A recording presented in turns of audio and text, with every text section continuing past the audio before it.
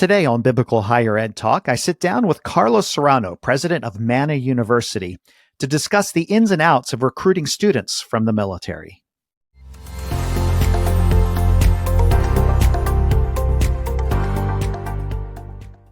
Thank you for tuning in today. I'm your host, Philip Dearborn, president of BHE, and we are honored to have with us this week as our guest, Carlo Serrano. He's the president of Manna University. He also sits on the board of BHE, and really have enjoyed getting to know him over the last couple of years. We have an interesting story of when we first met. It was at one of our town hall gatherings, and Carlo was there as a faculty member and just really locked in to some of the things that we were talking about related to biblical integration. And that kind of started a journey and a friendship. Carlo served in the U.S. military before becoming a faculty member at Manna, where he now serves as president. And having served in the military, along with the focus of Manna to recruit students from the military, I think Carlo provides a unique perspective for those of you who are or are interested in recruiting students from the military. So, Carlo, first of all, I'll say thanks for your service and welcome to the show. So glad to be here, Philip. Thank you for having me. I'm a longtime listener, first-time caller. I love listening to the podcast. As a new president, I love getting a crash course from my peers and learning from the good, the bad, ugly, all in between. So I'm grateful for the podcast for sure. And of course, our friendship and that we get to do this together. Amen. Well said. Well said. So we're going to talk about your experiences, first of all, as a new president, but then getting into the weeds a little bit of what it means to recruit from the military. What are the benefits? What are the drawbacks? That sort of a thing. Before we jump into all of that, tell us a defining moment in your military experience that set that trajectory forward to becoming a university president. Yeah, I think my entire journey in the military plays a part in that story. I was called to vocational ministry my junior year of high school, but the problem was I hated school. I was an awful student. I loved to learn, didn't want anything to do with school, got married super young after high school. And after about a year and a half, 2 years of young adulthood, living paycheck to paycheck, my wife's family came from a military background. I just was convinced maybe I should give this a shot. My father served in the Army. My grandfather served in the Army. So what started as just, I'm going to be one of a long line of Serranos serving. My time on active duty in the U.S. Army unlocked a deep discipline and passion for learning that was inside of me. I always tell people the military doesn't make you disciplined. It just unlocks what's there. You either have it or you don't. So that kind of culminated in 2003 to 2004 when I got to go to war with the 101st Airborne Division, Air Assault for Operation Iraqi Freedom 1. And during that time, I really felt the Lord reminding me of that call. You're supposed to be doing vocational ministry. It's not going to be in the military. You need to get some education. So my first real giant steps towards tightening up my gaps in education and then really pursuing the call of ministry happened when I was in Iraq. Within a year and a half of being back from Iraq, I was out of the military and full-time on staff as a local church pastor, where I did that for, goodness, probably 7 years before I began working in biblical higher ed. Okay. Isn't it it's either the irony or the humor of God in his calling that at the beginning, you had no interest in education, and here you are, a university president. So that's just amazing how the Lord works. From a GED to a PhD. I literally dropped out of high school my senior year because I was bored and arrogant, and here I am. Yeah. Wow. I love it. Love that story. That's fantastic. Yeah. So you've been a president at Manna University for a year now, and your journey to the president's seat was probably not your typical journey to step into the presidency. So now that you've been in it for a year, share with us a couple of reflections on that first year as the senior leader at Manna. Yeah, it's been a great privilege to serve. I've worked for the school for over 11 years, started out as an adjunct faculty member all the way to program director, dean, then eventually the incoming president as we had a transition there, and now this role. So been great. I really think the loudest thing that rings in my ear is something that Pastor Michael Fletcher, who really was integral in founding this school, something he always said is that people are the job. At the end of the day, if you're in ministry, people are the job. Yeah, we talk systems and money, and there's so much to what we do in all types of leadership. That's what my doctorate is in. But at the end of the day, just people being the job is something that rings with me the most. And as you know, there's good and bad to that. Yes. So there's the surprise of, oh, I didn't realize this was going to be what I'm spending my time on. But what's kind of kept me just centered on the call is, hey, it's all about people, whether it's the student or a staff member or a faculty member or a partner, donor. If you can do people well, you'll thrive in biblical higher ed. That's so well said, and it was a hard lesson for me to learn. It took a little bit for me to learn that piece of it, because if you're a systems person, when you get into those leadership positions and, you are attracted to, oh, let's build this system or this process or this structure or this. Yeah. And in the process, you forget about it's really people. And that's, like you said, it's good and bad. I often found that it's the people issues that keep you awake at night. Not the systems issues or the financial issues even. It all revolves around people and getting that team to the point that they're all firing on all of the cylinders and headed in the right direction is such a critical role of the senior leader. So any other reflections on that first year? Yeah, really, that kingdom work is absolutely fun. It's a blast. And we say here, I just told our staff this yesterday, we take the kingdom of God and Jesus's work very seriously. Yeah. And very little else. Like everything else is a laugh. We can't take ourselves too serious. I mean, when you think about what we get to do for a living, and I personally can reflect on what I used to do for a living. Yeah, you can't beat this. We get to solve these problems. We get to help people pursue the call of God in their life and whatever that vocation is. Within like 6 months of being president, people would ask me, how's it going? And I would share something like this, and probably 50% would say, oh, just wait. Like eventually this joy is going to go away and I'm going to feel a burnout and all that. And I just say preemptively no to that. Like, no, that doesn't have to be my story or anyone's story. It's really fun work that we get to do. Yeah. Yeah. Don't lose the joy, right? That's because if you lose the joy, you become cynical, and there's nothing worse than a cynical leader. You all have been doing some international stuff too, right? In South America? Yeah. Creative ways to solve biblical higher ed problems around the world, thanks to online learning. So we have students, I'll be there this Thursday. We have, as of this recording, we have students who are not able to make our commencement. So we're going to do a commencement for them down in Santa Marta, Colombia. I'll be in Rwanda, in Kigali, Rwanda, doing the same thing in the fall. I'll be in Aguascalientes, Mexico, doing the same thing in the fall. These are all online students of Manna U that we have a local church partner connection with. So they're just not, a roll of the dice, random, I found you online students. Nothing wrong with those students. We want those students too. But these are intentional church partners we have. We're able to serve those students, give them the education they need, without them ever having to move to the United States as a traditional international student. Yeah. And if any listeners are interested in what Carlo is doing, I just love it. The fact that you're very intentional about where you go and where you have these students and truly looking at it as a global opportunity, which is awesome. So Manna University is tightly connected. You mentioned the church. It's definitely connected to the local church. So talk to us about that connection. How was Manna University birthed from the local church? Great question. 1978, a church called Manna Church in Fayetteville, North Carolina, started an institute called Grace Bible Institute. And their goal was to just train leaders to help plant churches. There were several versions of that school between 1970 and the late 1990s at various locations of churches connected to kind of this mothership of a church, Manna in Fayetteville. For those not familiar, Fayetteville, North Carolina is home to what was known as Fort Bragg, now Fort Liberty, North Carolina, most populated Army installation on the globe, home to the 82nd Airborne Division, U.S. Special Operations Forces. So this church has just been in this community serving military members for a long time. In the late 90s, Pastor Michael Fletcher decided, we need an accredited university. Had a couple of false starts, but by 2003, Dr. Stephen Crowther became president, and the rest is history, ABHE accreditation, and so on and so on. So we're deeply connected to the mission of Manna. We changed our name to Manna University in 2021 to further align the university back with the original purpose. We were never separate from Manna Church when we were called Grace Called to Divinity, but we felt bringing that name back together was very important. When I came in a transition in 2022, I felt that we needed to intentionally align with Manna Church's strategy, which is called Multiply, where Manna Church has a vision to plant an expression of Manna Church near every military installation in the world. 273 U.S. installations that have been identified by Manna Church. And so we, as we serve the local church, the first local church we serve, we just happen to share a name with.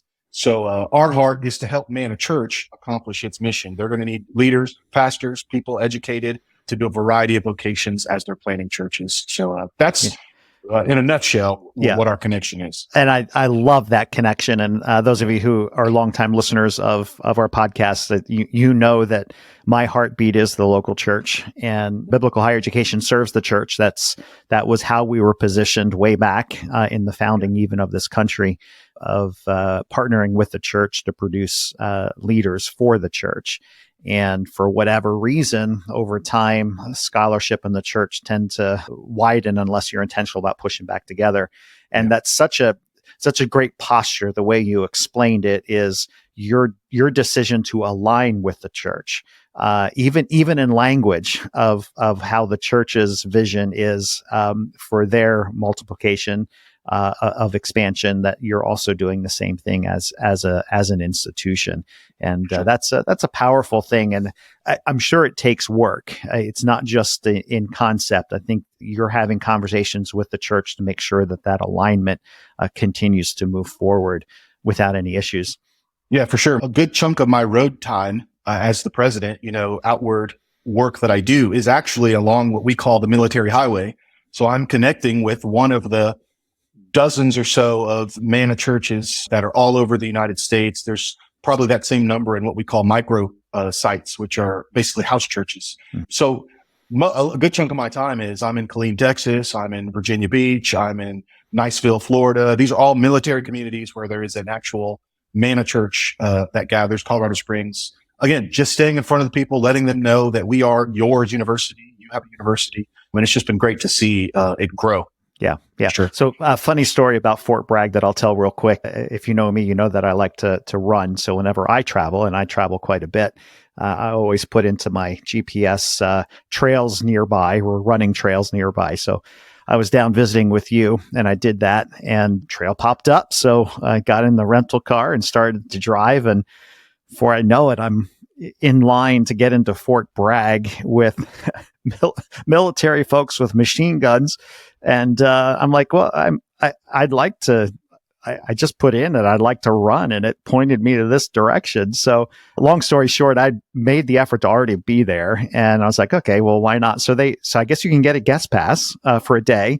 So I went over, got my guest pass, and it took me to some mile or something on Fort Bragg's campus, I guess that the recruits run or something like that. I didn't do it, but I definitely ran around Fort Bragg, which is, good grief, it's a city. It's a city. It's a city. It's absolutely amazing. But that's one of my fun running stories that I almost got in trouble with. So outstanding. I have lots of Army running stories, but I keep those repressed and bottled down. I'm sure you do. Well, no more running. No more running. Yeah, you did enough. You did a lifetime's worth of running. Yep. That's right. So you recruit obviously heavily from the military. Talk to us about your experiences in the military and how recruiting from that market aligns with Manna as a biblical university. Yeah, I understand and I appreciate the question, but I'll push just a little on the premise as far as we're concerned. So at Manna U, we don't actively recruit from the military because we are the military. It would be like asking fish, how's the water? What are the other fish like? This is all we know. Yeah. That doesn't mean we don't have some intentionality in what we do. So, for example, for us, we think of it in terms of like cultural exegesis. If you're going to do recruitment to the military well, you need to know the community. We're in the community, so that helps us. So decisions we make, we're always thinking of the soldier in mind. I would dare say first. So the reason that we doubled down a decade ago on online learning wasn't because of education trends. It was because half of our student body are going to be deployed all over the earth, especially at the peak of the global war on terror.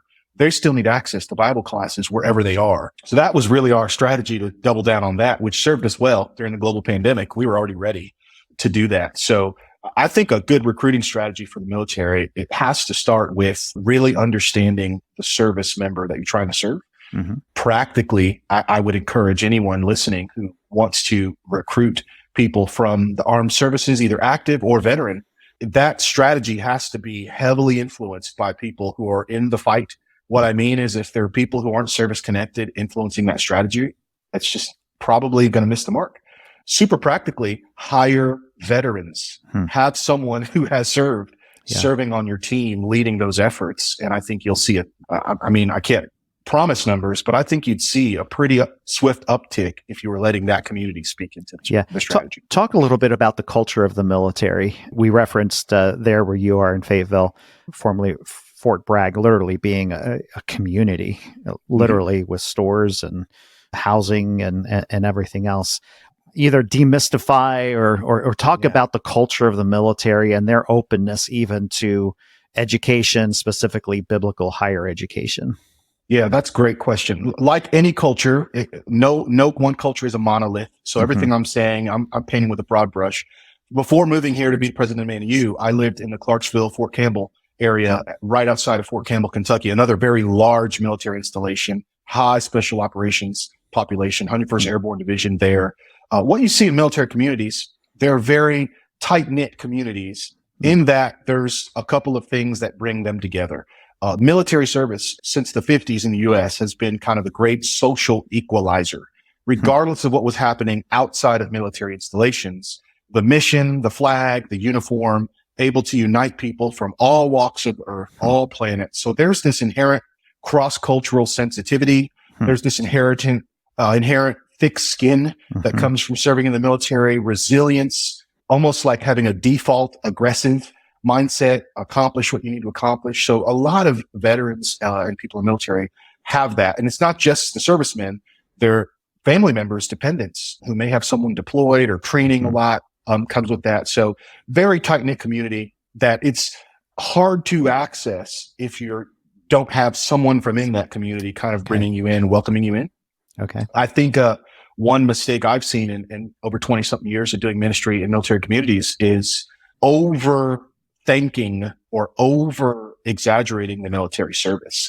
I remember services where we were encouraged, come to church in your uniform. It's 4th of July. And, we would all roll our eyes like, this is my freedom. I don't want to, I have to do the uniform Monday through Friday. I just want to go to church like a normal person, go to church. And so at Manna Church, we are very intentional every month in our services. At least once a month, we have a special time where we do pray for our servicemen and women. So we show that, tip of the cap. But we don't forcefully remind people of the job they have. Another big myth is the concept of war and who actually goes and who actually fights and when they're fighting, what that looks like. We're on the backside of a longest war in the United States history with the war on terror. Not every service member has been deployed to combat and seen explosions and seen death. And so just having that sensitivity to not equate serving in the military with being in harm's way. Yes, there are times where that's going to happen, but not every soldier is facing life and death every single day of their life. And so it's just things like that. You learn by being around servicemen and women. And so again, that kind of circles back to hire a veteran. And even as you're talking about it, it truly is its own culture. Just like you would exegete any sort of context that you're trying to recruit students from, you understand the culture, you understand how things work, and making sure that you're sensitive to what are the issues, what's the true experience. And I would imagine in the military, well, there are Christ followers who of course sense that God has called them to something, and they might not necessarily be full career soldiers. And at some, just like you, at some point, they're going to return back to that, and to have viable educational offerings for them to respond to that call. And of course, they've got the GI Bill as well. So they have a financial incentive to pursue higher education. So there's a lot of opportunity there. What would you say are some of the challenges recruiting from the military? Yeah, the GI Bill. Thinking back to one of the most recent episodes of this podcast, the overregulation on higher education, especially private higher education, in order to access GI Bill funds, your school has to play ball with Title IV and all things related to government regulations. The issue is it's not just Department of Ed that you are having to serve, for lack of a better word, when you do veterans benefits. There's also the Veterans Affairs. And who would have thought? They don't always talk to each other. I love the government. I love what they do, but it can get tricky making sure that by following this policy, you're not coming close to breaking that policy. Even being able to accept veterans benefits for schools that maybe aren't doing that yet, but are thinking of doing it. Well, it takes a couple of years of being active and having students before they'll even let you start the application. And so we just having the right personnel. This can't be a volunteer position. Like having someone whose full-time job is just Veterans Affairs. That can be tricky. Another tricky thing is making sure your school's infrastructure can handle the needs of the service member. So a lot of schools do military discounts. So you have to look at your tuition rates. Are you going to be able to compete with the break they may get somewhere else? How are you going to deliver books to someone who may be taking classes from Kuwait? I have a student who just finished this last summer semester who was deployed to combat the entire class. And so this student would send in papers from parts unknown. I knew they were deployed, but they did their study as best as they could. So those are things to consider from an active duty perspective. From a veteran's perspective, it would be making sure that you understand Veterans Affairs policies that relates to the various GI bills. There's not just one. There's various versions of this that can be implemented, including one where veterans can give their benefits to a dependent. So their wife or a child, their husband or a child. That can get really tricky. The other thing would be having veteran services. Not all veterans deal with post-traumatic stress. Not all veterans are dealing with war wounds, visible or invisible, but some are. And so making sure that you have those systems in place in your school for veterans specific needs is vital to recruit them. Yeah. And going back to one of the things you said, I would imagine the flexibility too of, you might be in a 6-week class and all of a sudden, crickets, right? Because they've been deployed, or perhaps it can't be known that they've been deployed or where they've been deployed. So from the classroom structure perspective, there's got to be some level of flexibility to be military friendly, not only in accepting them in, but giving them the flexibility that they need while they're enrolled. Yes. And it goes the other way as well. So for a student using veterans benefits, for them to receive the full housing allowance, they have to attend a certain amount of classes in person. So for us, Manna U, where we're predominantly an online institution, we absolutely have to make sure we can provide in-person opportunities for local veterans who, for whatever their situation, they're depending on that full military housing allowance. They're depending on that full benefit. If they're only doing online, they only get 50% of that benefit or 40% of it. So there's a lot of moving pieces that you have to consider. But again, people are the job. If we're learning the people, if we're doing life with the people, we have found that those solutions come pretty quickly. I think all but 2 people on Manna University's full-time staff are military connected, either having served or a spouse of someone who served or a child of someone who served. And we're just, one of many schools I know across the U.S. who have demographics. Yeah. So what would you say are your top 3 words of advice? If we have a listener who's like, that's interesting. Maybe this is something that we could get ourselves into. And I think you've alluded to a couple of them perhaps already, but what would be your 3 biggest words of advice if somebody's considering really getting into this? Yeah. So other than what I've said, let veterans veterans lead the strategy, let veterans or military people be involved in that recruiting process or in building the framework for your school. The second thing, again, you're building people. So learn the culture, not the Hollywood version of it, but actually learn the culture. What are the needs? What are the obstacles? I think serving the servants is probably the biggest thing that I would have. It's you've done it graciously a couple of times. Thank me for my service. I can tell you from my experience in the veterans that I'm around, we appreciate that sentiment, but we got a paycheck. It was a volunteer army. We chose to join the military. We got paid to do that job. We're grateful for a grateful nation for sure. I think one of the best thank yous is actually serving the veteran. That means knowing their needs, fast response times, flexible course offerings, affordability that's not giving away the education by any means, but understanding the reality of, what a veteran may be dealing with. Here's another one that caught me by surprise. Not all veterans are enlisted like me.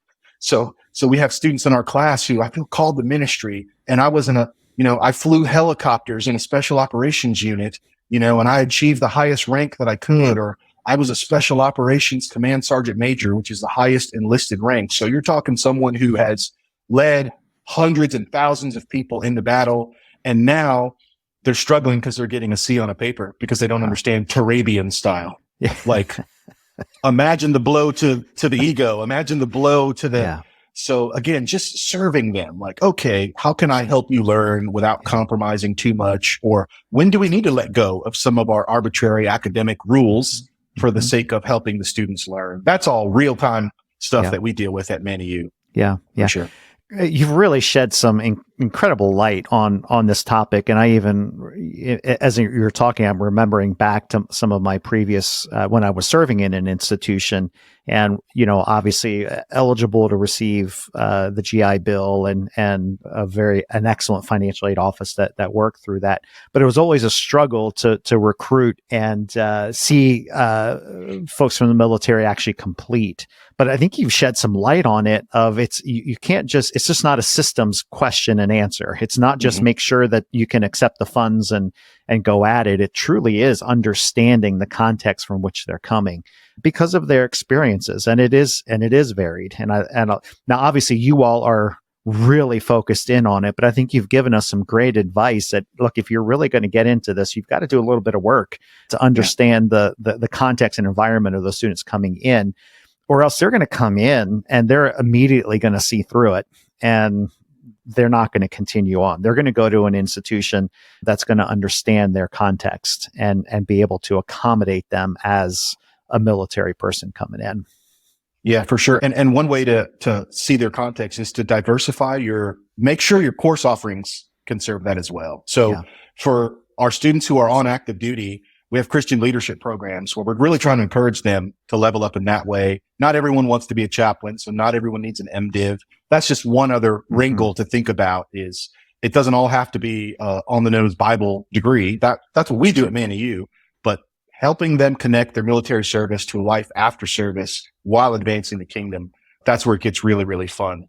But you got to put some work in. Yep. Carlo, this has been an awesome conversation. A lot of wisdom. You definitely are in the spot that God has called. You can tell with the energy that you have. So we have 1 minute left in our podcast. You are, I would say, an emerging leader. You've been a year into the presidency, though you've had other leadership experiences. But within the context of biblical higher education, you're an emerging leader.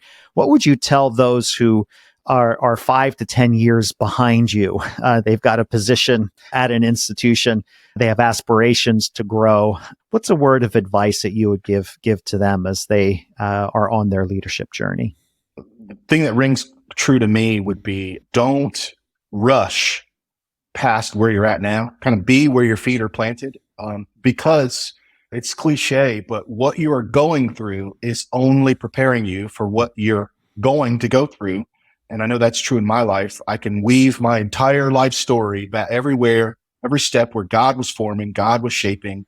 And that becomes fun on the backside when you can actually connect the dots back to this one decision in year 2 of pastoral ministry. That helped me in the role that I am now. So I would just encourage any young leader who's on that path, maybe serving on the university staff, wanting aspirations to level up, to just think about everything you're doing now as this is just training you and preparing you for what God would have for you next. But the catch is you typically don't get moved to that next until you've learned the lesson where you are. So for those of you who feel stuck, if you want to be unstuck, learn the lesson faster. There you go. Yeah. Learn the lesson faster and you'll be able to move on. Wow. And me knowing your story, and even just how it all unfolded, that's truth that you lived. And to suddenly be thrust into the position of president, not necessarily something that you were looking to do so soon. And God had a different plan, but you had been faithful in all of the other callings to fulfill those responsibilities, and God was preparing you for that. So, Carlo, thank you so much for sharing your wisdom and your experiences with us today. Oh, this has been so fun. Thanks for having me. Great. And if you would like any information about what we talked about, I'm sure Carlo wouldn't mind. So we're going to drop his email address into the show description if you'd like to reach out to him and have a further conversation about what his experiences have been working in and among the military. And I'm sure he'd be happy to respond to you and answer any questions that you would have. So until next time, stay kingdom focused.